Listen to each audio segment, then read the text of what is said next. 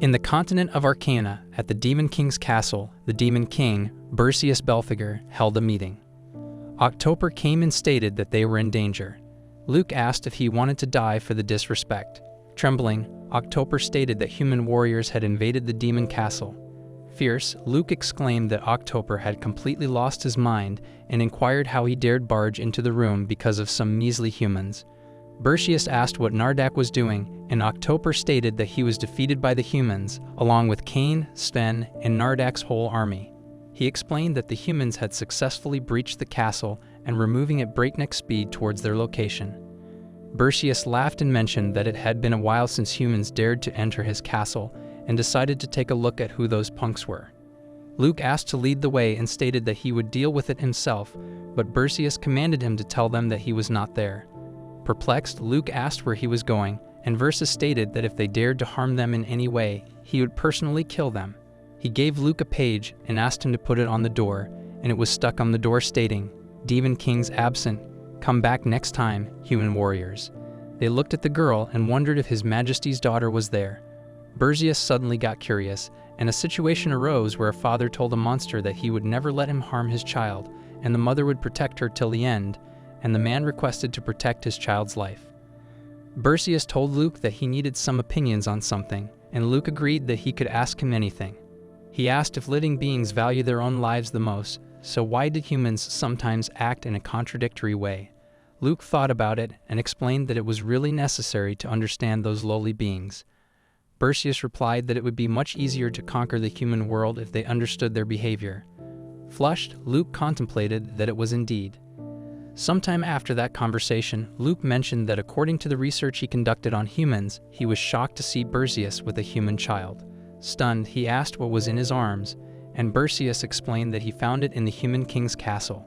Suddenly, the child started crying, and Bercius shrieked, asking why the kid kept crying. Luke asked how he could possibly answer, and Bercius retorted for him to do whatever he could to make it stop crying.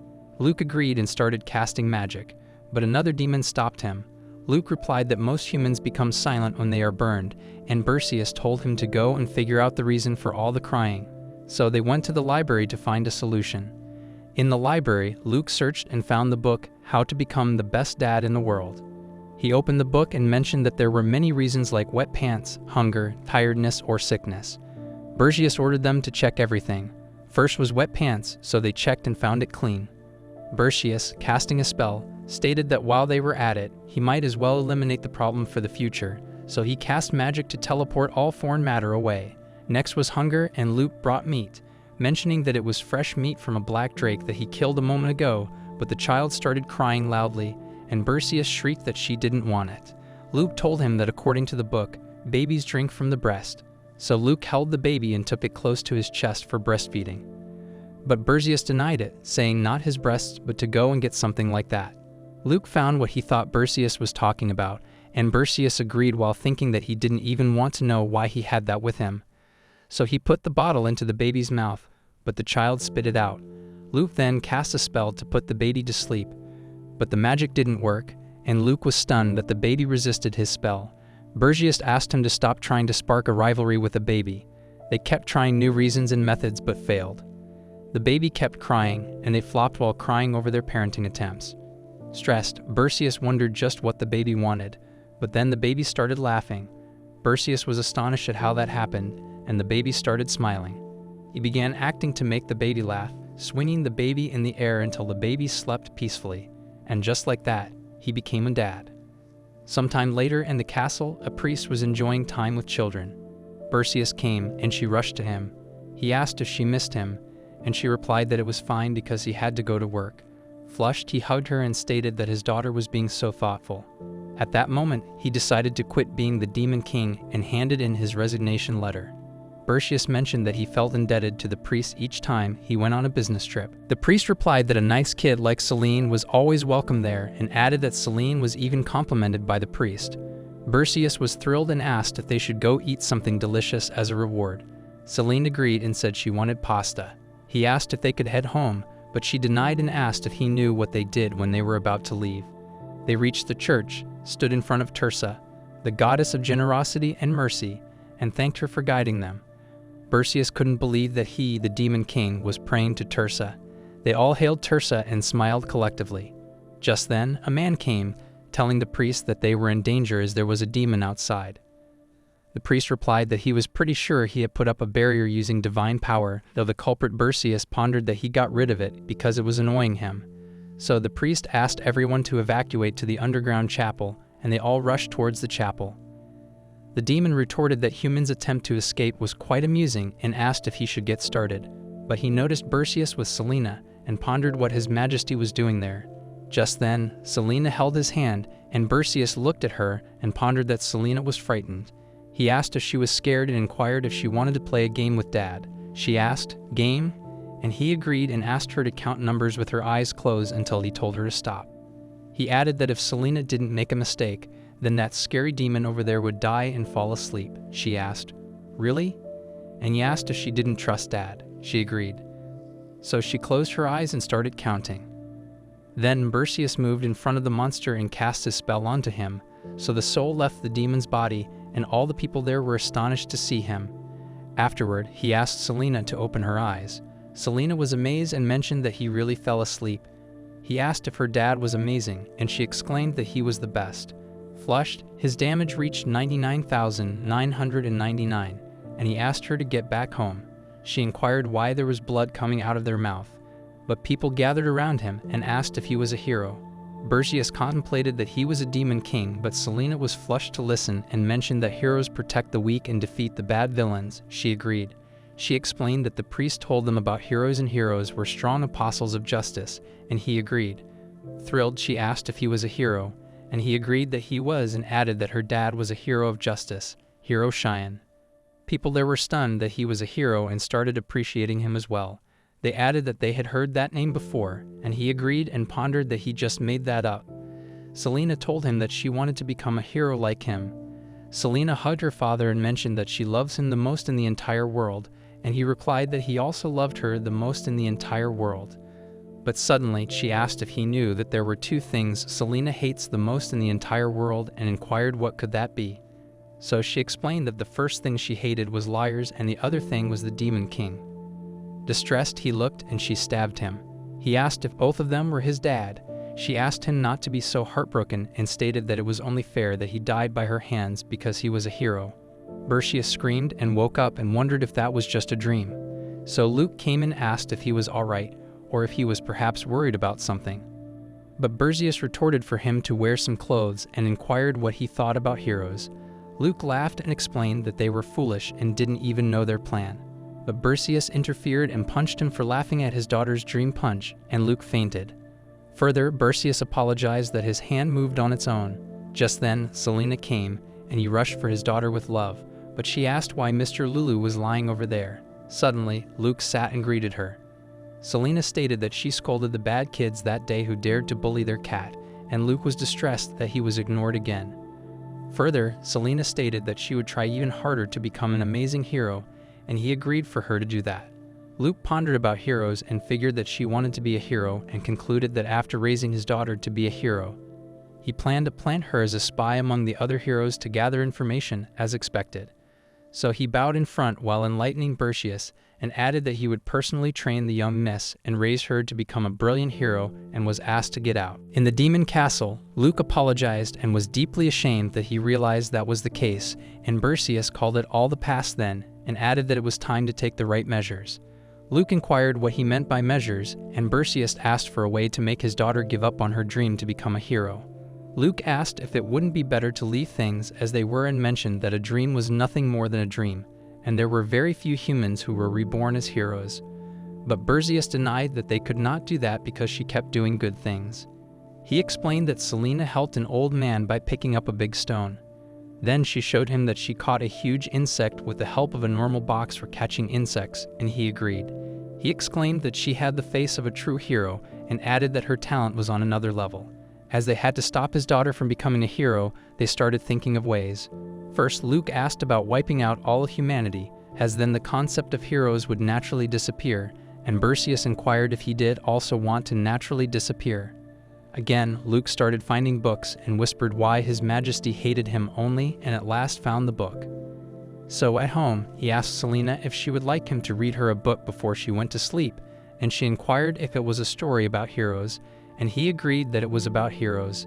Selena started reading the book that once upon a time there lived a hero in a village, and that hero died, but the villagers lived happily ever after even without the hero. Stunned, she inquired what kind of story that was and asked for something else. Next, she read that once upon a time there lived a hero, and the hero heard a rumor about an evil demon king and went to the demon king's castle. So the hero defeated the demon king, and the people rejoiced, and the hero became the king. But the hero who had become the king made life difficult for the people by exploiting them and showing unruly behavior. But one day, another demon king showed up and defeated the hero, and the demon king became the new king and helped the people find peace again.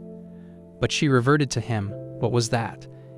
It makes no sense, and added that she didn't want him to read the book anymore, asking him to tell her himself. She agreed when he said that he was a really strong hero, so she wanted a really strong hero and asked if he had met the demon king. He agreed. Thrilled, she asked if he had ever fought against him, and he agreed. She asked who was stronger, the demon king or him, and he got an idea and told his daughter that her dad was really strong, but the demon king was much, much stronger than him. She looked distressed, and he agreed that the demon king was a very scary being, so she should never meet the demon king. But Selena exclaimed that she would become much, much, much stronger and avenge him. He denied that there was any need, but she asked him to trust her, and he agreed that it looked like he could rely on her. The plan to make her change her mind by telling her stories about heroes was a complete failure. That day's diary entry noted that she asked him to read her stories about heroes that day, but it made absolutely no sense, so she asked him to tell her about himself. He said that the demon king was too strong, and she thought he was afraid of the demon king. That's why she told him she would become even stronger and defeat the demon king. He cried tears of joy, and she was happy too, so she made up her mind to become a great warrior for her dad. That diary entry was done. The diary was read by Bercius, who was stunned. Bercius was entering Selena's room when she rushed towards him to show him something. Excited, he asked what it was and noticed that it was a plan to become a hero, which included doing something good every day, studying for an hour every day, and training stamina every day. She presented her plan to become a hero, stating that she would start her hero training the next day, and then rush to sleep early. Meanwhile, in the demon castle, furious, Bercius asked how many times they had failed to stop her so far. Luke explained that they had made 43 attempts in total and failed 43 times. Furious, Bercius told him that he would not tolerate failure on the 44th attempt and added to arrange an immediate meeting with the top demons and to make sure to summon all heads. On the other side, in the human area, Selena woke up instantly, mentioning that day was the start of her training. She pondered that all preparations were completed and all that was left was to execute the plan. She had breakfast and stated that she was leaving to do some good deeds. He asked her to stay safe. She reached and noticed that nobody needed help because the commander of the Demon Army's 5th Corps, the Commander General of the Demon Army's Special Force Army 3rd Corps, the General of the Demonic Beast Training Corps, and the head of Succubi were doing all the chores. Bercius pondered that everything was going according to plan, but she pointed out that it looked like that granny needed help. And he contemplated that he couldn't let his daughter do good deeds, so he rushed and helped the granny.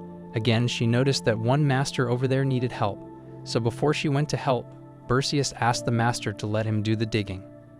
Then she found that a cat needed help, so he rushed to help. This process continued, and he kept helping people who apparently needed help. Distressed, he burned the candle at both ends and somehow managed to prevent her from doing a good deed. But he felt something on his shoulder and noticed that Selena was giving him a massage.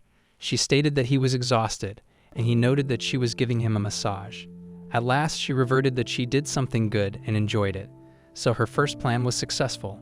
Then she went to study and stated that she would start studying then and asked not to be disturbed.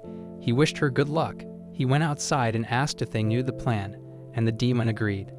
The demon stole the secret scroll, and people started finding the secret scroll which had been stolen. He had infiltrated enemy lines and sabotaged them countless times. Another changed into a mosquito in order to disrupt someone's concentration, which was a piece of cake for him. But she slapped the mosquito, and her second plan was done. Distressed, Bercius was thinking that the only thing left was her stamina training, but there was absolutely no need to worry that time. She showed her plan, stating that she would climb that mountain. He pondered that straight ahead from the village entrance, and then take a left, there would be a speed bump in front. Selena told him the route she would take in advance and commanded them to make a repelling barrier, demonic monsters as a stone that increases 10 times in size when touched. So he placed various obstacles on her path. Therefore she left, and he laughed that no one would be able to complete that route. But rain started. Due to the rain, she mentioned that she would train at home since it was raining, so she did exercises at home and was content that her training for the day was done and her third plan was fulfilled.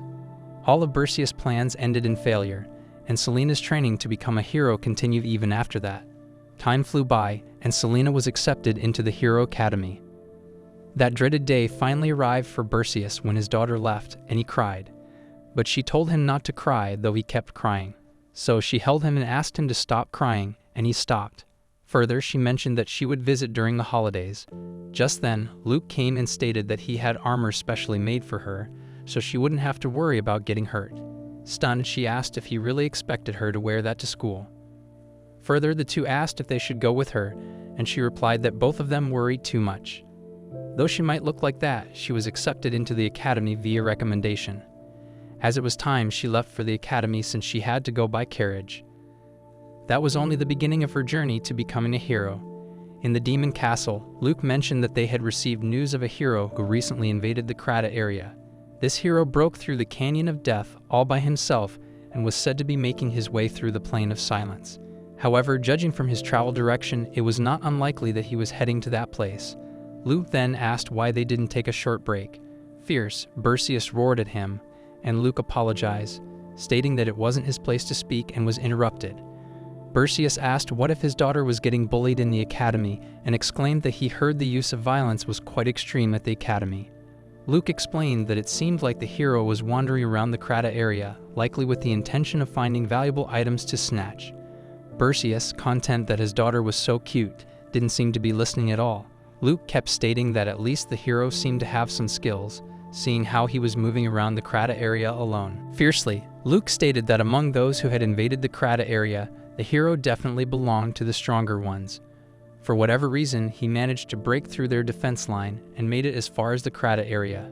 That very fact brought shame to the demons. He exclaimed that the demon corps commander who let the hero tarnish the demon king's honor would take responsibility for that. Berseus replied that there was no need for that. He mentioned that the hero was currently on the Plain of Silence, so he decided to go and check him out himself. On the carriage, Selene was sleeping when the cart bashed with a stone. She was asked if she was getting off, so she plunged, stating that she was getting off, but the cart broke off. The cart driver told her that she had to compensate him, and she agreed to it. She reached Snella's kingdom, city of heroes Arca. Selene was thrilled that she had finally reached the city of the Hero Academy, which was the start of Hero Selene's adventures. Suddenly, her stomach growled, and she realized that she should eat something first. Just then, she smelled something nice and rushed to notice the buttery and sweet smell, which reminded her of a soft crumb and crunchy crust. Then she spotted a honey butter baguette, and the next customer was Selene. The shopkeeper stated that she seemed quite hungry and asked what she would like, but found out that her pocket was empty. She pondered that she had used all her money compensating the carriage owner and replied that she would come by again next time and left. On the way, she mentioned that she might faint from hunger and figured that the path to becoming a hero was not easy at all. Just then, she spotted a cat with bread. She saw a boy asking if the cats were that hungry and explained that he had more and to share it fairly among the three of them. The three cats were looking at him in hope when suddenly Selene joined the group, mimicking a meow. Stunned, the boy looked at her and offered her bread. After emptying the bag, Selene inquired if it was alright for her to eat that, and the boy agreed. She laughed, stated that she was full and feeling alive, and added that he was really a nice kid. Distressed, the boy denied that it was nothing much. Further, Selene asked how old he was, and he asked why she was asking that. Selene explained that she was asking because he seemed to be around her age. He stated that he was 16, and Selene contemplated that he was really timid and agreed. Selene stated that she was also the same age and asked to be friends. He inquired if she wanted to be friends just because they were of the same age, and she agreed, saying it was also because he shared his bread with her. While she was about to ask him something, a woman called Silber, and he apologized to Selene as he had to get going and left. The woman asked Silber when he started spending time with people of lower status, adding that they still had a lot to prepare and asking him to hurry, to which he agreed. Celine noticed that was the Academy seal and was content that they would meet again soon. As her hunger was sated, she decided to go to the Hero Academy. She moved to the left, and a startled Caliber looked at her distressingly. In the Hero Academy, there were a lot of students worth keeping an eye on that term.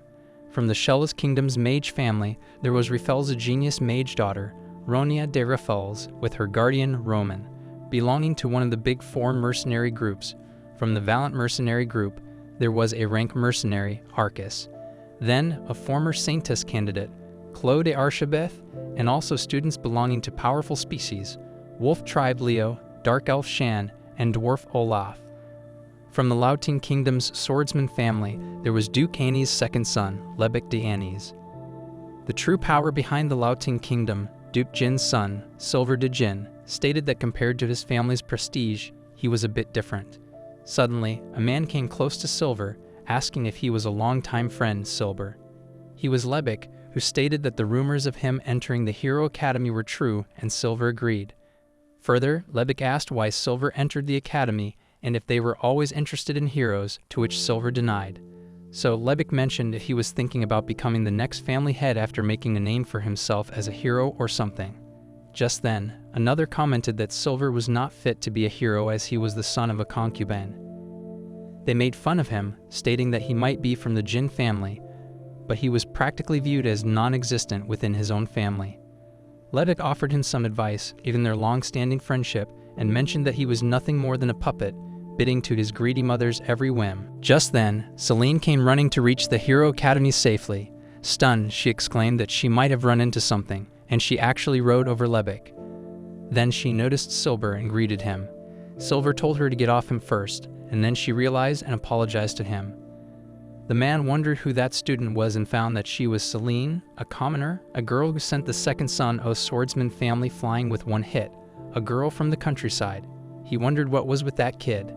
Meanwhile, in the Demon King's territory, Plain of Silence, a fight was happening, and Berseus brought the hero down in one hit. The Annie's ducal family were the co-founders of the Lauting Kingdom, a family of swordsmen that had brought forth competent knights. As the second son of such a prestigious family, Lebius had a natural talent for swordsmanship, which had made him someone who met all expectations. However, Lebius was sent flying by a girl, and when he noticed that she was a girl, he pondered that he was knocked away by someone like that.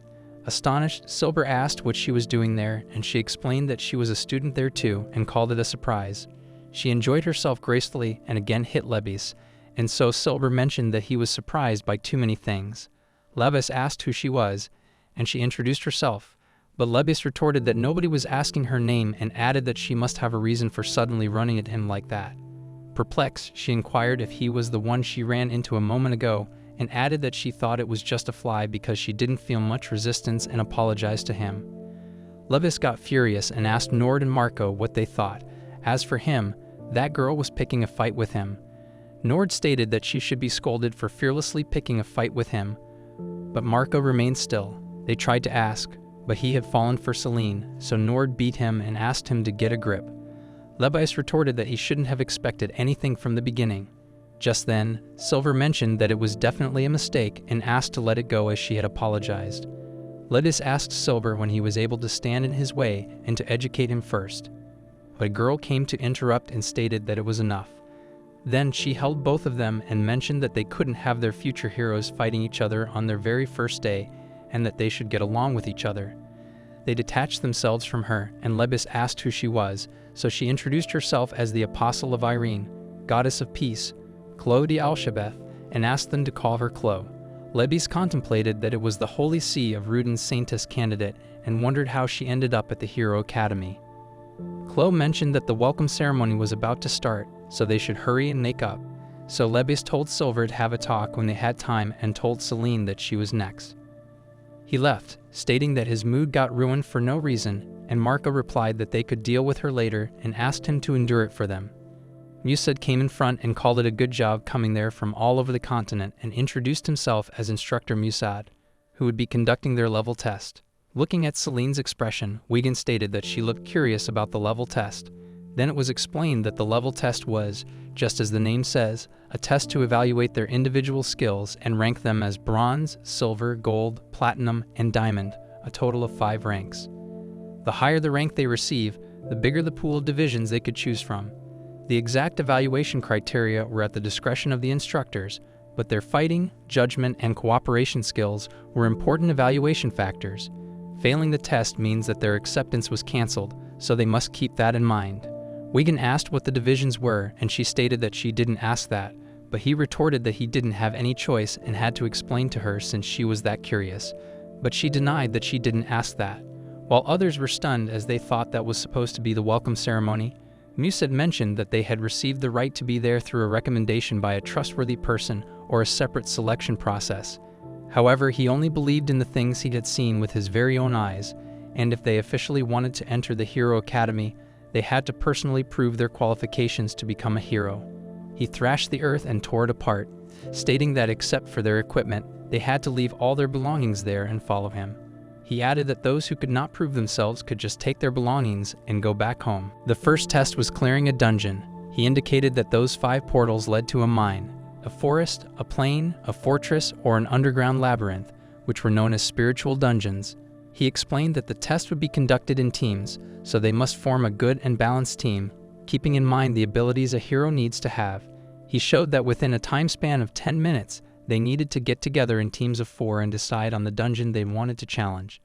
Celine sighed that they were currently 3, so they needed 1 more. Ashabeth asked if someone seemed decent, but a skeptical Silver inquired if they were already a team. Ashabeth held him, asking if he didn't like it, and he denied it, stating that was not what he meant, as they hadn't even introduced themselves to one another and didn't know anything about each other. Then they introduced themselves one by one, and Chloe asked if there was anyone cute left for the 4th member.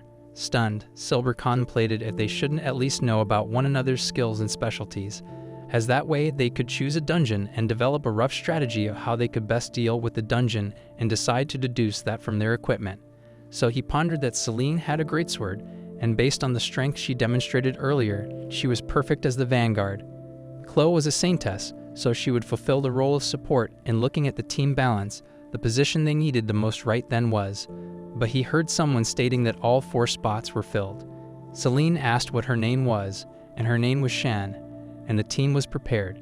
So team building was done. Silver contemplated if that was something they could decide on so easily. But Celine stated that then they had to choose a dungeon, and he felt that she wasn't completely thoughtless, but she started searching casually, and he cried out if it was really okay to do it like that. She chose the fortress dungeon so it could be clear easily if one had the eye for it, but there was no straightforward solution. The team reached the fortress dungeon to defeat the Lord of the Fortress. Celine was content that the journey had finally started, and Silver asked if they had a plan. But she bashed the wall and exclaimed that they had entered the fortress and commanded them to find the Lord. Distressed, he contemplated that it didn't sound like a plan at all and noticed that the creek was flowing towards the fortress. He thought they could infiltrate the castle by following the waterway, find the Lord, and kill him. So he mentioned that she had a plan but noticed that Celine wasn't there and asked where she was. Chloe pointed to where she had plunged into the air.